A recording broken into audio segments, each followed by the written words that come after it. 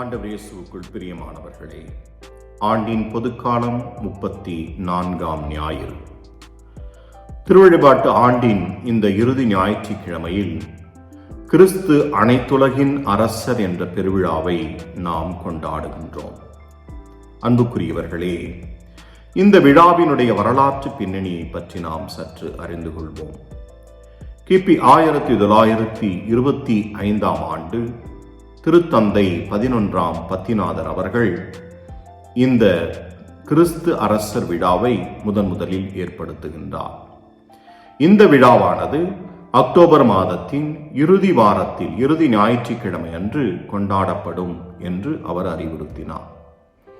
அதன் பிறகு 1960ஆம் ஆண்டு திருத்தந்தை யோவான் அவர்களுடைய காலகட்டத்தில் திருவழிபாட்டு ஆண்டிலுடைய அந்த திருவழிபாட்டு அட்டவணையில் பல மாற்றங்கள் கொண்டு வரப்படுகின்ற போதும் இவ்விழாவானது அதே பெயரில் கிறிஸ்து அரசர் என்ற பெயரில் விழாவாக அக்டோபர் கடைசி இறுதி வாரத்தில் ஞாயிற்றுக்கிழமை கொண்டாட அறிவுறுத்தப்பட்டது. 1963ஆம் ஆண்டு திருத்தந்தை 6ஆம் பவுல் அவர்கள் தான் எழுதிய மோத்து ப்ரிபரியோ என்ற அந்த மடலில் இந்த விழாவைக்கு சற்று மாற்றங்களை கொண்டு வருகிறார். அதாவது இதை பெருவிழாவாக உயர்த்துகின்றார். விழாவிலிருந்து பெருவிழாவாக மாறுகிறது. இந்த விழாவின் பெயர் கிறிஸ்து அரசர் என்றதிலிருந்து கிறிஸ்து அனைத்துலகின் அரசர் என்று மாற்றம் பெறுகிறது. அதோடு மட்டுமல்ல, அக்டோபர் மாதத்தின் இறுதி ஞாயிற்றுக்கிழமை கொண்டாடப்பட்ட இந்த விழா திருவழிபாட்டு அட்டவணையின் காலத்தின் இறுதி ஞாயிற்றுக்கிழமையில் கொண்டாடப்பட வேண்டும் என்றும் மாற்றம் பெறுகிறது. எனவே அதன் அடிப்படையில் 1963ஆம் ஆண்டிலிருந்து இந்த விழாவானது திருவழிபாட்டு ஆண்டின் இறுதி ஞாயிற்றுக்கிழமையில் கிறிஸ்து அனைத்துலகின் அரசர் என்ற தலைப்பில் பெருவிழாவாக கொண்டாடப்படுகிறது. அன்புக்குரியவர்களே, இந்த விழாவை திருத்தந்தை 11ஆம் பத்திநாதர் ஏற்படுத்துவதற்கான காரணம் 20ஆம் நூற்றாண்டின் தொடக்க காலகட்டத்தில் மேற்கத்திய நாடுகள் மதம் இல்லாத அரசை உருவாக்க முயற்சி செய்தார்கள். கிறிஸ்தவத்தை தள்ளிவிட்டு கிறிஸ்தவமும் அரசும் சம்பந்தமில்லை, அந்த மதம் தனியாக இருக்கட்டும், அரசும் அதனுடைய ஆட்சியும் மதச்சார்பின்மை அற்றதாக இருக்க வேண்டும் என்ற அடிப்படையில் மதச்சார்பின்மை கொள்கைகள் மேலெழுகின்றன. மக்கள் மதத்தை கடைபிடிப்பது அது தனிப்பட்ட விஷயம் என்ற ஒரு நிலைப்பாடு உருவாகுகிறது. எனவே இந்த நிலைப்பாடு உருவாகின்ற போது, செக்குலரிசம் அதிகமாகின்ற போது என்ன நடக்கிறது? இராணுவங்கள், அதனுடைய படைபலங்கள் அதிகரிக்கப்படுகின்றன. ஒவ்வொரு நாடும் தன்னுடைய எல்லையை பாதுகாக்க முற்படுகின்றன. தாங்கள்தான் மற்றவர்களுடைய வலிமையானவர்கள் என்று காட்டுவதற்காக பல முயற்சிகளும் பல இராணுவ மாற்றங்களும் கொண்டு வரப்படுகின்றன. எனவே இப்படிப்பட்ட ஒரு சூழலில்தான் திருத்தந்தை 11ஆம் பத்திநாதர் கிறிஸ்து அரசர் என்ற பெருவிழாவை உண்டாக்கி அனைத்து நாடுகளுக்கும் அனைத்து மக்களுக்கும் எல்லோருக்கும் ஒரே அரசர், அவர் கிறிஸ்து ஒருவரே என்று நிலைநாட்ட விரும்பினார். எனவே இந்த நோக்கத்திற்காகத்தான் இந்த விழாவை திருத்தந்தை 11ஆம் பத்திநாதர் திருச்சபையின் வரலாற்றில் முதலாக உருவாக்குகின்றார். அன்பார்ந்தவர்களே, இந்த விழா ஒரு நவீன காலத்தில் உருவாக்கப்பட்ட ஒரு விழாவாக இருந்தாலும் இதனுடைய பின்னணியை நாம் விவிலியத்திலும் பழைய ஏற்பாட்டிலும் புதிய ஏற்பாட்டிலும் பல இடங்களிலும் நாம் பார்க்கிறோம். அன்புக்குரியவர்களே, பழைய ஏற்பாட்டிலே சாமுவேல் புத்தகத்திலும் இறைவாக்கினர் எரேமியா எசாயாவும் குறிப்பாக தானியேலும் இந்த மெசியாவை பற்றியும் அவருடைய ஆட்சியை பற்றியும் பல இடங்களில் எடுத்து சொல்லியிருக்கின்றார்கள். குறிப்பாக இன்றைய முதல் வாசகத்தில் தானியேல் சொல்லுகின்றார், அவர் தன் காட்சியை அங்கே பதிவு செய்கின்றார். அந்த காட்சியிலே கடவுள் அமர்ந்திருக்கிறார் அரியணையில், அவருக்கு பலர் பணிவிடை செய்கின்றார்கள். அப்போது மேகங்களின் நடுவே மானிட மகன் வருகின்றார் என்று தானியேல் சொல்லுகின்றார். அந்த மானிட மகன் மேகங்களின் நடுவே வருகின்றவருக்கு தாவீதின் அரியணையும் ஆட்சி உரிமையும் கொடுக்கப்படுகிறது, அதற்கு என்றுமே முடிவே இராது என்று தானியேல் குறிப்பிடுகின்றார். அன்பார்ந்தவர்களே, இன்றைய 2ஆம் வாசகத்தில் யோவான் தன்னுடைய திருவெளிப்பாட்டு நூலிலும் இதே மானிட மகனினுடைய வருகையை குறிப்பிடுகின்றார். அது இறுதி வருகையை பற்றியது. ஆண்டவர் இயேசு வந்தார், நமக்காக இறந்தார், மரித்தார், உயிர்த்தார். அவர் மீண்டும் மாட்சியோடு வருவார். ஏனென்றால் அவரே அகரமும் நகரமும் என்று யோவான் சொல்லுகின்றார். அதாவது தொடக்கமும் முடிவும் அவரே. அவரில்தான் எல்லாம் தொடங்கியது, அவரில்தான் எல்லாம் முடியும், அவரே என்றென்றைக்கும் அரசர் என்பதையும் யோவான் திருவெளிப்பாட்டு நூலிலே இன்றைய 2ஆம் வாசகத்தில் பதிவு செய்கின்றார். அன்புக்குரியவர்களே, இந்த உதாரணங்கள் மட்டுமல்ல, இன்னும் பல உதாரணங்களை நாம் நற்செய்தியிலே பார்க்கின்றோம். குறிப்பாக இயேசுவுடைய பிறப்பு நிகழ்விலே கபிரியேல் தூதர் மரியாவுக்கு மங்கள வார்த்தை சொன்ன அந்த நிகழ்வின் போது தூதர் மரியாவிடம் சொல்லுகின்ற ஒரு வார்த்தை லூக்கா நற்செய்தி 1ஆம் அதிகாரம் 32 33 வரை உள்ள வசனத்திலே நாம் வாசிப்போம். அப்போது தாவீதின் அரியணையில் ஆண்டவர் அவருக்கு அளிப்பார், என்றென்றும் அவர் ஆட்சி செய்வார், அவருடைய ஆட்சிக்கு முடிவிராது என்று சொல்லி கபிரியேல் வானதூதர் சொல்லுவார்.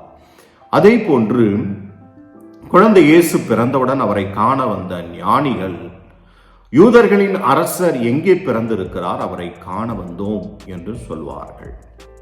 அதோடு மட்டுமல்ல, ஆண்டவர் இயேசு பாஸ்கா அந்த விழாவை கொண்டாடுகின்ற அந்த நிகழ்வின் போது எருசலேமிற்கு செல்லுகின்ற போது குருத்து ஞாயிறு அன்று அவரை பின்தொடர்ந்து சென்ற மக்கள் அனைவரும் ஆண்டவரை பார்த்து இவ்வாறு சொல்வார்கள், ஆண்டவர் பெயரால் அரசராய் வருகின்றவர் போற்ற பெறுக என்று சொல்வார்கள்.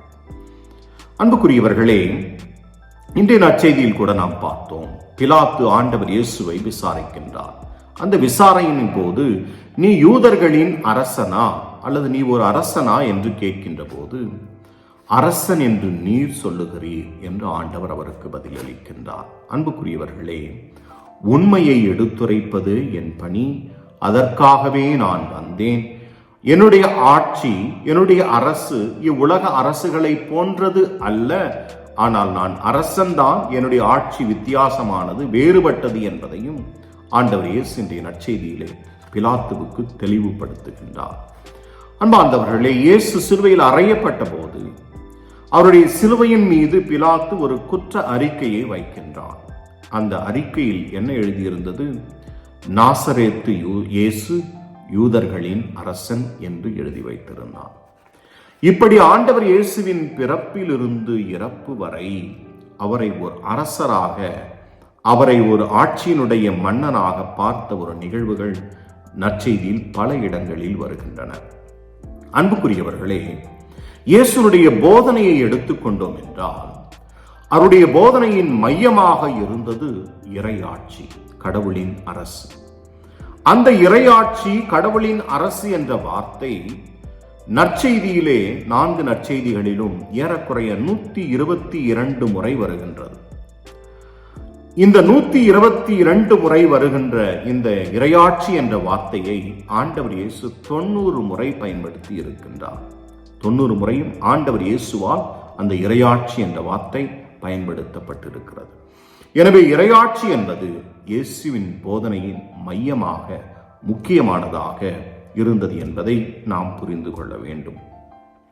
எனவே இந்த இறையாட்சியினுடைய அரசராகத்தான் இயேசு உலகில் வந்தார், வாழ்ந்தார், மரித்தார், உயிர்த்தார். இன்றும் அந்த அரசராக திகழ்கின்றார். இறுதி நாளில் அதே அரசராக தீர்ப்பு வழங்க வருவார் என்பதை நாம் புரிந்து கொள்ள வேண்டும். அன்புக்குரியவர்களே, நம்முடைய அன்றாட வாழ்வில் ஒரு அரசர் என்று எடுத்துக்கொண்டோம் என்றால் அவர் ஆட்சி செய்வதற்கு ஒரு இடம், ஒரு நாடு தேவைப்படுகிறது. அவர் ஆட்சி செய்த காலம் என்று ஒன்று இருக்கிறது. இதைதான் நாம் வரலாற்றில் அரசர்கள் என்று பார்க்கின்ற போது இந்த நாட்டை இந்த காலகட்டத்தில் இந்த அரசர் ஆண்டார் என்று நாம் பார்க்கின்றோம்.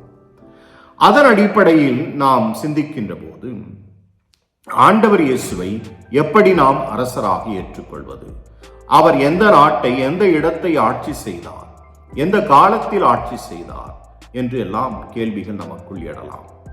இதற்கு ஜெரால்ட் டேரிங் என்ற ஒரு ஆசிரியர், குறிப்பாக குழந்தைகளுக்கான மறைக்கல்வியை எடுத்துச் சொல்லும் பணியை செய்த இவர் ஒரு அருமையான விளக்கத்தை கொடுக்கின்றார்.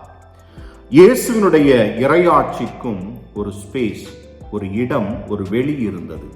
அது எதுவென்றால், எந்த குடும்பத்தில் பெற்றோரும் பிள்ளைகளும் ஒருவரை ஒருவர் அன்பு செய்து வாழ்கின்றார்களோ அது இறையாட்சி. எந்த ஒரு நாட்டில் பலவீனமானவர்களும் பாதிக்கப்பட்டவர்களும் முன்னுரிமை கொடுக்கப்பட்டு அவர்கள் உரிமைகளெல்லாம் மீட்கப்படுகிறதோ அது இறையாட்சி. எந்த ஒரு பங்கில் தேவையில் இருப்பவர்கள், வறுமையில் இருப்பவர்களை தேடிச் சென்று உதவிகள் செய்யப்படுகிறதோ அது இறையாட்சி. அந்த இடம் இறையாட்சி இருக்கின்ற இடம். அந்த இடத்தில் இயேசு மெசியா, கிறிஸ்து அரசராக செயல்படுகிறார் என்று சொல்கிறார். இயேசுனுடைய இறையாட்சிக்கும் காலம் என்று ஒன்று இருந்தது, டைம் என்று இருந்தது. அந்த காலம் என்ன என்று சொல்லும்போது ஜெரால்ட் டேரிங் சொல்லுகின்றார், பசியில் இருக்கின்ற ஒரு மனிதனுக்கு எப்போது உணவு கொடுக்கப்படுகிறதோ அந்த நேரம் இறையாட்சியின் நேரம். இடமில்லாத ஒரு மனிதருக்கு தங்க இடம் எப்பொழுது கொடுக்கப்படுகிறதோ அந்த நேரம் இறையாட்சியின் நேரம். போர்களும் வன்முறைகளும் கலகங்களும் எப்போது நிறுத்தப்படுகிறதோ அந்த நேரம் இறையாட்சியின் நேரம். பாதிக்கப்பட்டவர்களும் வறுமையில் வாடுபவரும் நோயாளிகளும் எப்போது கவனிக்கப்படுகின்றார்களோ அந்த நேரம் இறையாட்சியின் நேரம் என்று சொல்லுகின்றார். அன்புக்குரியவர்களே, ஆண்டவர் இயேசு ஒரு அரசர். அவர் இறையாட்சியினுடைய அரசர். அந்த இறையாட்சி நம் ஒவ்வொருவருக்குள்ளும் இருக்கிறது, நம் ஒவ்வொரு குடும்பங்களிலும் இருக்கிறது, நம் ஒவ்வொரு பங்கிலும் இருக்கிறது, நம் சமுதாயத்திலும் இருக்கிறது. எப்போது ஆண்டவர் இயேசு கொண்டு வந்த அமைதியும் அன்பும் சமாதானமும் நம் உள்ளத்தில் நிறைவாக இருக்கும்போது, நம் குடும்பங்களில் அது பகிரப்படுகின்ற போது, நம் பங்கில், நம் சமுதாயத்தில் ஆண்டவர் இயேசு கொண்டு வந்த அன்பும் அமைதியும் சமாதானமும் மகிழ்ச்சியும் ஒருவர் ஒருவருக்கு பகிர்ந்து கொடுக்கப்படுகின்ற போது அங்கே இறையாட்சி இருக்கிறது, அங்கே ஆண்டவர் இயேசு ஆட்சி செய்கின்றார். இப்படிப்பட்ட ஒரு அரசரையும் இப்படிப்பட்ட ஒரு இறையாட்சியின் குடிமக்களாக வாழவும் நாம் அழைக்கப்பட்டிருக்கின்றோம். எனவே இயேசுவினுடைய இறையாட்சியின் குடிமக்களாக வாழ அவர் கொண்டு வந்த அமைதியை, சமாதானத்தை, மன்னிப்பை ஒருவரோடு ஒருவர் பகிர்ந்து வாழ்வோம்.